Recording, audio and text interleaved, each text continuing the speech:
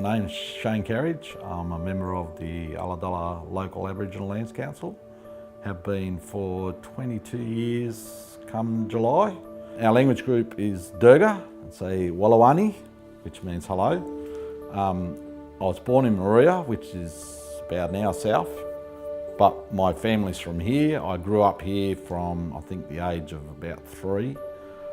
I guess just the numbers of people that have joined the Lands Council when I started, I'm not sure how many we had, 50 or 60. We now have about 160 or 70 on the books. About 100 of those are voting members. And over those years, we've been able to assist quite a number of people to reconnect with their mob, where they come from. That's been a really nice feeling. The tour out on the headland, that was probably the first major project that kicked off in '94.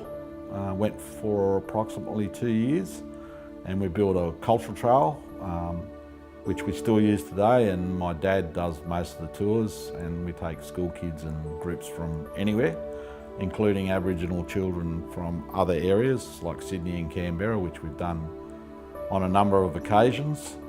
Our biggest project to date has been the development at Dolphin Point, which took us approximately 12 years to get through and get started.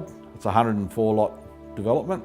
First stage had 14 lots. We have deposits on all 14 lots. So next stage has, I think, about 16. So it's actually being advertised as we speak. It was Crown land, and it was actually zoned residential approximately 20 years before we even got hold of it. So we thought that it was going to be, you know, a hop, skip and a jump and away we go, merrily. We had to jump through so many hoops to actually get it started. So it's been a hell of a learning curve. I guess if we'd have known what we know today, we probably would have just sold the block of land, collected, I think it was worth about 10 million at the time, and got out of it. But we wanted to learn from the project. We wanted to be able to use our information to help other lands councils who would want to do similar projects. And we have other land that we want to develop later on, so we thought this would be a good way of learning how that system works. But yeah, it's, I guess, at the end of the day, the community is going to benefit from anything that we make out of it through employment, education, training, all those sorts of things, housing. But we're finally, we can see the light now at the end of the tunnel. Right behind us is the mountain Dithel, which is known in the English language as Pigeon House Mountain, which if you look at it, you'll see that it's the breast of a woman, which is Mother Earth feeding us. Again, that's land, and that's nurturing us both physically and mentally. Land's everything. Land's always been our economy. If you go back pre any white fellas turning up here, land was our economy. It kept us alive. It might not be in the same vein as what it does now. As with the development, that's still our economy. Land is still feeding us.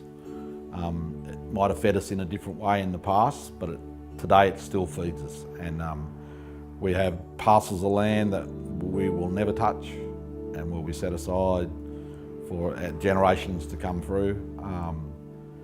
Those lands are valuable because we can take our young ones out there and teach them about their bush tuckers and their bush medicines. If we don't get the young ones when they are young, so that we can pass on our knowledge, how we have done traditionally for hundreds of thousands of years, doesn't matter that it's a modern society, it's still the same thing.